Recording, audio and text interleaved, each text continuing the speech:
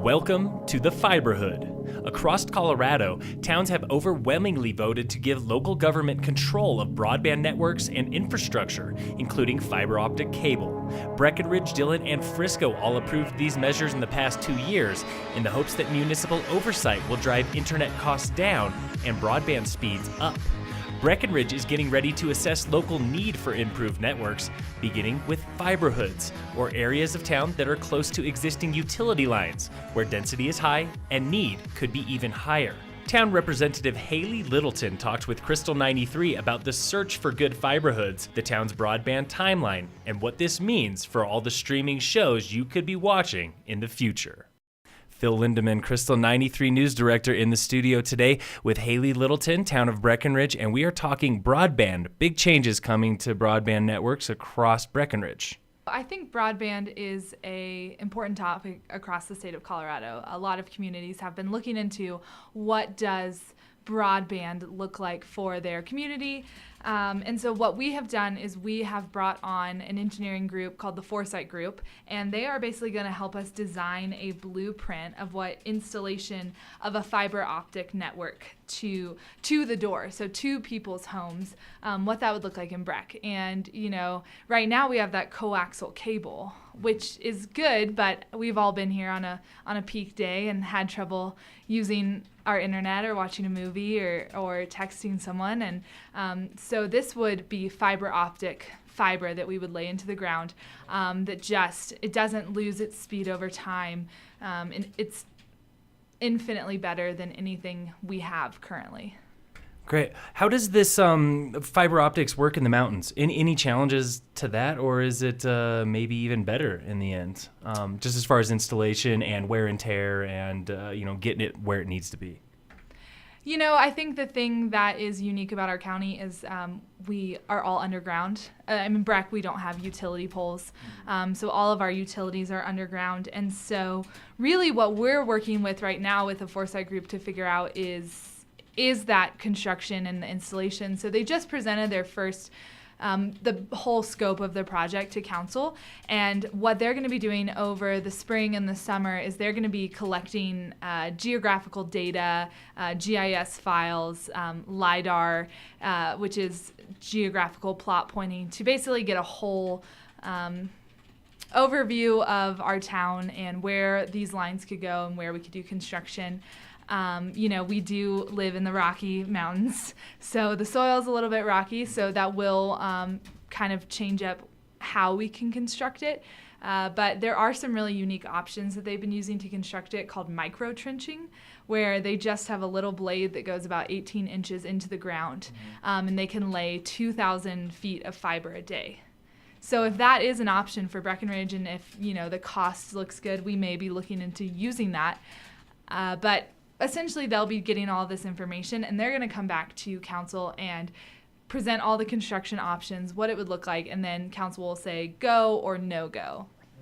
When do they plan on getting started, or when do they start GISing and getting in the ground? So we're working on that now. We won't be getting into the ground on anything until council approves it. Right now, they're looking into town boundaries, really getting a feel of the makeup of our town, where all of our other utilities are, and that kind of stuff. What we're also going to be doing, and we'll be talking more about as we get closer to it, is we're going to be doing a market assessment survey. So we're going to have a survey of all the different people and neighborhoods in Breckenridge, just getting a feel of, would you like this? Would you like to have fiber to your door? I think what is great about broadband and what is great about getting these fiber optic networks is that in other communities they've seen people get up to a gig of speed and internet and have a much more competitive, lesser cost.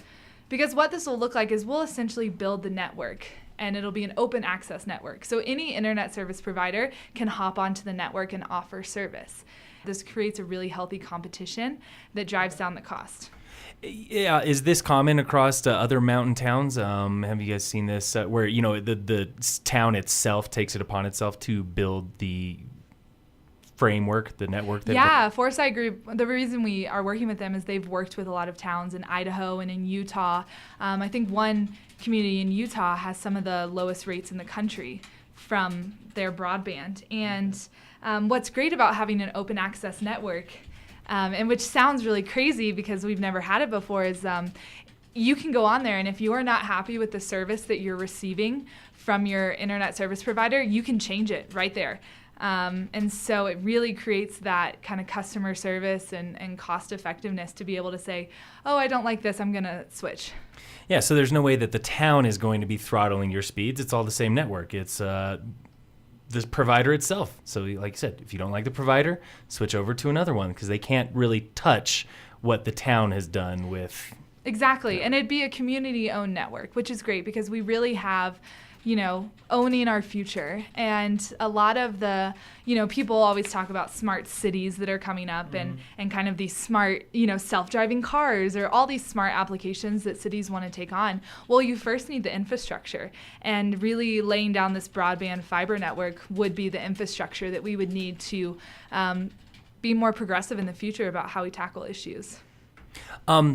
Along with the pros, what are some of the cons, I guess, that the town has expressed, if any at all yet, about taking on such a large project as this?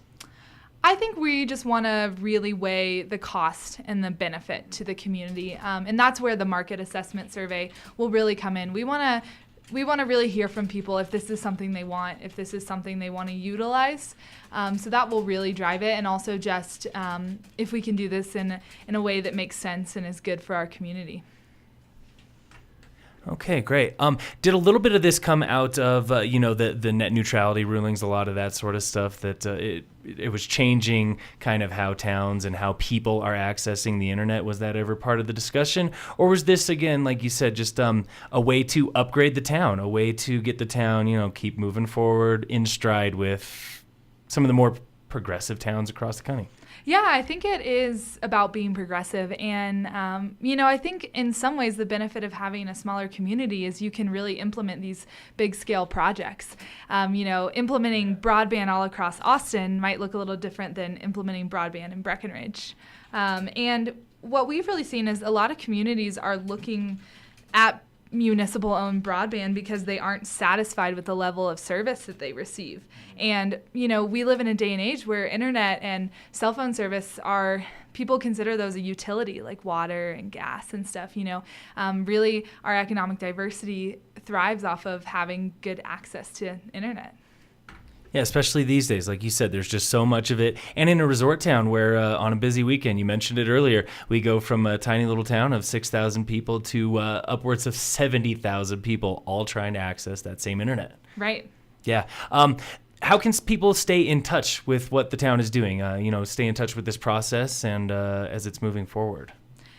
Yeah, so pretty soon we will be releasing that survey for people in Breckenridge. So we'll be pushing that out on all our social media sites. We'll be sending it out to everybody, really trying to do a big community push because we want to hear from people and hear what they really want for their internet service.